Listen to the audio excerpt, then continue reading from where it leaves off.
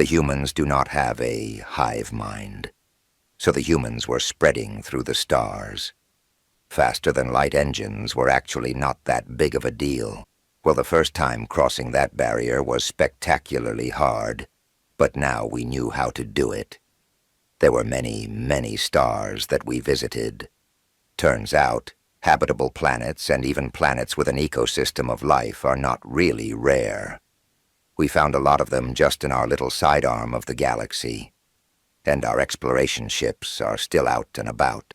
There was quite the backlog for the scientists that follow in their wake, and an even longer one for the shipyards that just could not churn out colony ships fast enough. It was a remarkable period of history happening for that generation of humans. Pushing into outer space, the most eager always were the tiny and fast ships of the SETI program. For all of those incredible forms of animal life we had encountered so far, the species we had found living on those life-rich worlds were unimaginably stupid, nearly classified as plants, kind of stupid. A housefly would flatten the most complex of them in a game of chess, kind of stupid. There was nothing that could communicate or even form the inkling of a communicable thought. Not even some simple, comprehensible intelligence that could at least react to us in some meaningful way. 2 days ago, Earth days, of course, always Earth days, that changed. We received electromagnetic signals traveling the void between some 2 systems. We found their source and sent every kind of greeting we could think of on the way there. And we not only received an answer, but began communicating. Simple beeps and boops, of course, at first. The smartest humans were pining over those signals and messages, trying to translate and interpret them, and simultaneously figure out a way to make our noises understandable.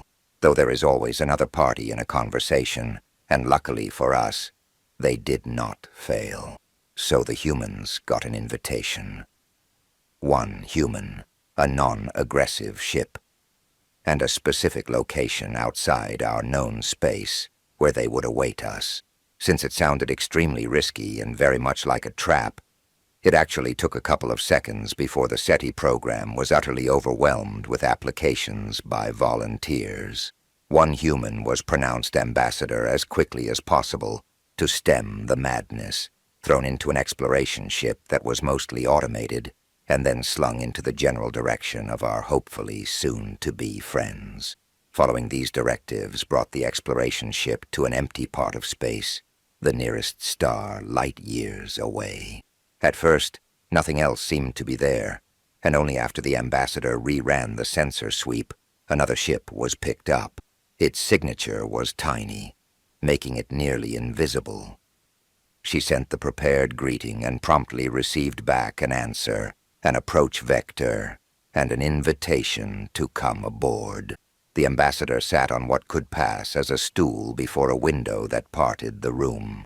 On the other side, that had a much deeper floor, stood a member of the sapient alien species. It was at least 6 times her height, and towered over her. As far as she could discern, it sat on a single appendage not unlike a snake's tail, but stubby and thick as a tree trunk. The upper body slimmed slightly to what probably was the torso, and then steeply curved into broad shoulders where it had 2 arms that could probably reach the floor if they weren't in a mantis pose. There were another 2 pairs of shorter and thinner appendages hanging from the torso below the shoulders that had very fine 3-digit manipulators on their ends that was relatively speaking. These hands would have easily be big enough to pick up a human. At the very top was the head hanging on a bent neck, which could have been called snake-like as well, though it was all wrong. Too broad and flat, no visible mouth and 2 pairs of fully black eyes on the sides. There was no way to tell if it was wearing clothes. The flat gray color entirely featureless, practically the same as the walls around her. Taking in these details, she had already forgotten about the device she had picked up from the chair and curiously inspected before the wall had suddenly become transparent. It was a palm-sized disc with an entirely smooth and unbroken beige surface. The material felt warm to the touch, though the significant weight made her believe it was made from metal. "Greetings," an emotionless voice chirped from the unknown device that turned out to obviously be a translator. The voice did not fit the massive size of those aliens. It sounded more like a badly recorded child, speaking with distorted blabber running in the background. At the same time, the alien behind the glass slowly turned its head to point its eyes at her, in a gaze that felt like a stadium spotlight. She immediately forgot the standard welcome message she was supposed to deliver and replied while seemingly shrinking. "Hello. Your ship is mathematically incorrect," the device chirped. "My what? Your ship is mathematically incorrect." This was a strange start of relations, and that translator device might be useless altogether. But at least she managed to compose herself to begin anew, and by protocol. "I am Ambassador Neil, and I am being sent to represent all humankind. I come with a message of peace and the will to establish a bond of friendship between our species and our worlds, so that we may learn from each other and grow together in sharing our knowledge. In the why is it incorrect? Your ship." She eyed the translator. After a brief moment, she spoke. "I do not understand your question about my ship. Why did you build it? Like this design, your ship." Zrania, no movement from the alien being. Even if she could read its body language, there was no way to tell if it was curious, annoyed, or critical. The emotionless artificial voice did not help either and was harder to understand through more of that background noise. What kind of question was that? Ambassador Neil did not build the ship, and she knew next to nothing about spaceship engineering, though that alien vessel was very exotic in design, from what she had seen on her approach. Curves and fluid, round shapes dominated its form that had the silhouette of an elongated disc with bulbous extrusions on the flat areas. There was no way of telling which was front or back. No breaks in the surface for engine outlets, windows, lights, or sensors. It looked more like an art piece than a spaceship, and the insides had not been any different. The corridor that had led her from the docking area to this room was unbroken as well. Walking through it, she had taken in the soft, off-white color of the floor that transitioned fluently up the curved walls into a dark gray on the ceiling that had a soft, wavy structure. Though it was pleasantly bright, there was no visible lighting source, or anything else besides the bare surfaces. The smaller human exploration vessel looked embarrassingly clunky in comparison. Was that what did the alien being want to express? The ship was built along well-established design principles. It is a functional vessel made for long-distance exploration. "May I ask a name with which I can address you?" It lifted one of its 4 smaller arms to point at her. Again, in a very slow motion, the translator sprung into action after it was finished. "This object. 2 objects. They are exactly the same." It took her a moment to gather what it was probably talking about. On her white all-purpose pressure suit were shoulder ribbons, old-style ones made from a textile weave, adorned with brightly dyed yarn to form several differently colored stripes, and they were symmetrical. Maybe this was something light to talk about. So she took them off and laid them onto her forearm, side by side. "These are insignias that indicate my function as an ambassador. All humans in official functions carry clear identifying markers with them, though these are also ceremonial, and their design dates back far into our history. It still was pointing, and the strong gaze was unbroken. "How did you build it?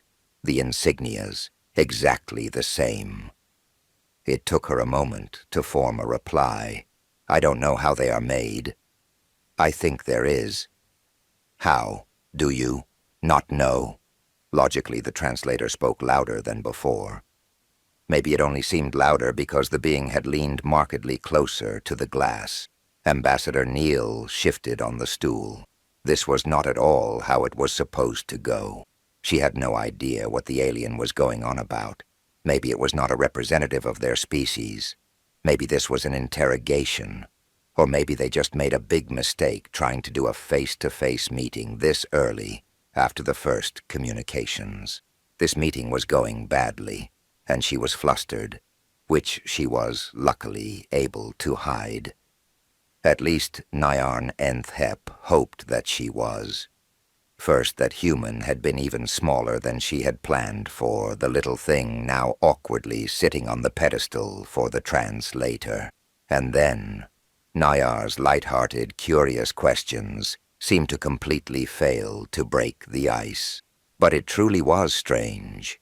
The human was strikingly beautiful, and their ship was decidedly not. It was a pointy wedge that aggressively rejected the flow of space and the physical forces therein. Of course, the last thing had shocked her the most. The human apparently did not know how these adornments they were wearing themselves were made.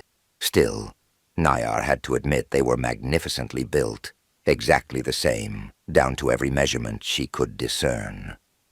Maybe it was different for hive minds with that piece of shared knowledge at the moment unavailable to this human. Nyar thought up some pleasant diplomatic words of the human language and formed the thought at the translator. I just want to restate that the insignias are beautiful and well made. Please excuse my curiosity on their construction. I did not want to overstep. Perhaps you can help me understand your fascinating biology more instead. I would like to know about your means of communication through a shared consciousness. How are you able to connect to each other over stellar distances? Then she waited for the translator to create those air vibrations that were the human's way of exchanging information over small distances. Quite efficient, too, as it needed next to no energy and simultaneously worked between great numbers of individuals, though it was a bit simpler than just transmitting thoughts, and so likely offered less bandwidth for substance.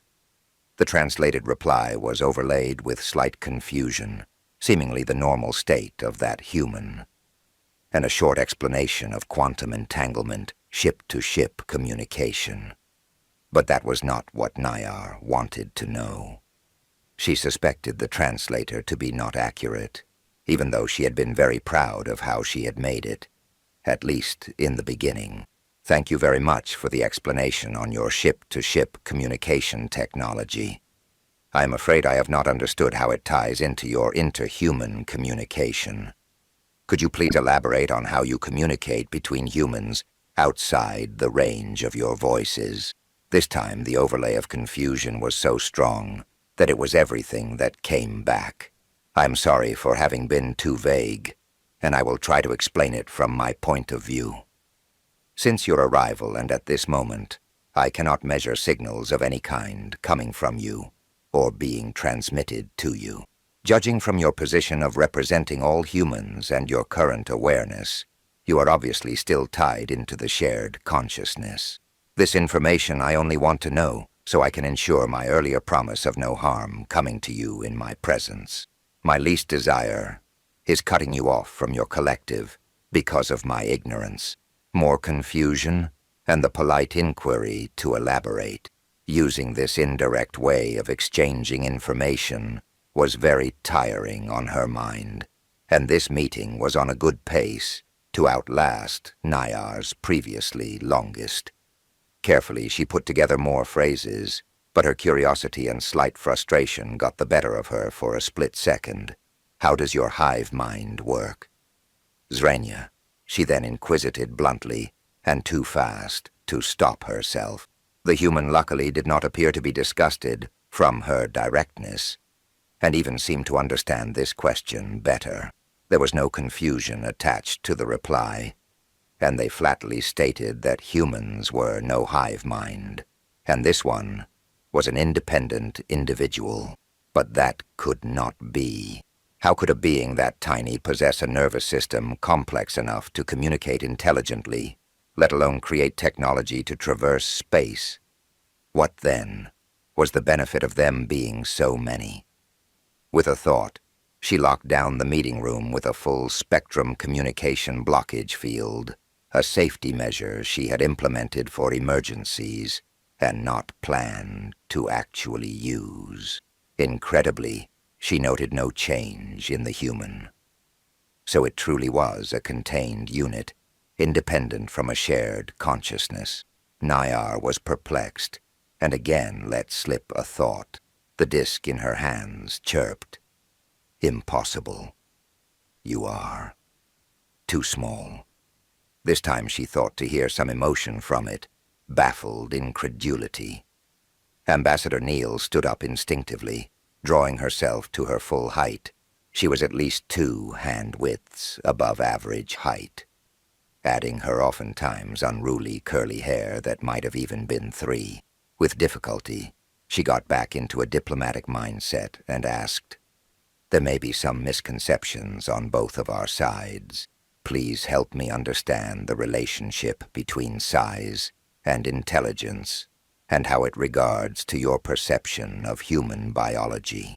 A full minute went by, where the big, solid black eyes just stared. Then the translator sprung into action to say, nearly intelligible through even more distorted and louder noise, "Brain big, intelligence high." This was an exercise in frustration with these short and nearly pointless answers and questions. To top it off, the translator device seemed to be on a process of breaking down, if speech clarity was any indication. Neal pushed back the urge to begin pacing up and down the room to help her think better, and gave herself a couple breaths before saying, "I am sorry, but I do not understand your motivation in this current exchange, and I would suggest, to ensure future relations, that I return to my ship momentarily and—" "How did you build your ship? Zrenie byli jasne, iskażenia вернулось к минимуму. I did not build it. Did you build your coverings?" For a moment she looked down at the hard exterior of the suit's chest plate that housed the collapsible helmet and an ample source of air and power. Her whole body was covered in the segmented, semi-flexible suit, as that was made to fit her exactly. It definitely was her suit, but she did not make it. The same could be said of the ship she had come in. It had been modified to transport only her.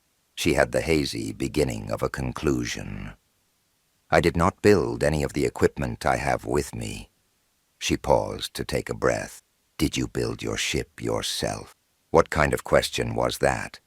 How else was Nyar supposed to travel through space? Her frustration already ran high because of the misunderstandings before.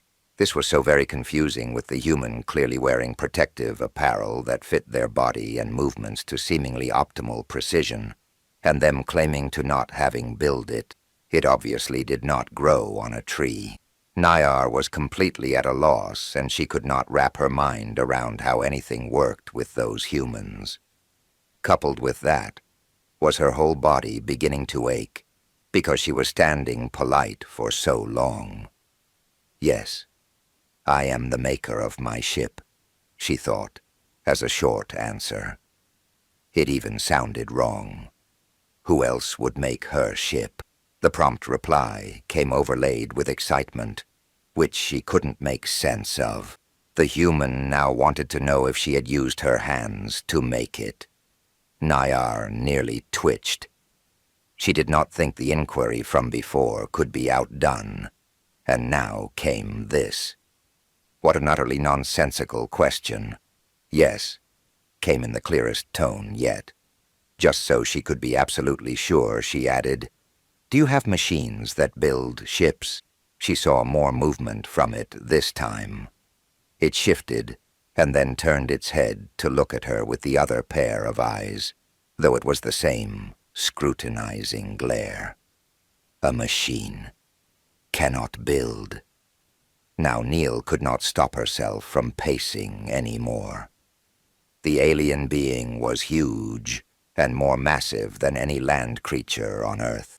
If size truly equated intelligence, and it was not only sapient, but able to build a spaceship and a fully functioning, albeit seemingly limited interspecies translator by hand, the latter one a mere 2 days within first hearing of humans. It must be exceptionally intelligent and skilled in all types of crafts. Neil did not know how the ship worked she was using. Someone else did. Well, there probably was no single person in the world that knew how all of its individual components operated in detail. So the humans actually were some type of hive mind in comparison. If this alien species had no complex machines, they had no computers. The implication was mind-boggling. She had millions of questions that went far beyond diplomatic purpose. Maybe the first step was to create some more understanding. The ambassador opened her hand that had unconsciously closed tight around the insignias she had taken off earlier. Carefully, she straightened them and laid them out on her forearm again. These insignias were designed by several humans together, and they are exactly the same, because they were built by a machine. The alien first shifted backwards, and then slumped down to support its upper body onto the larger arms. It moved, its head down onto her, eye level and as close to the transparent wall as possible. Tell me more.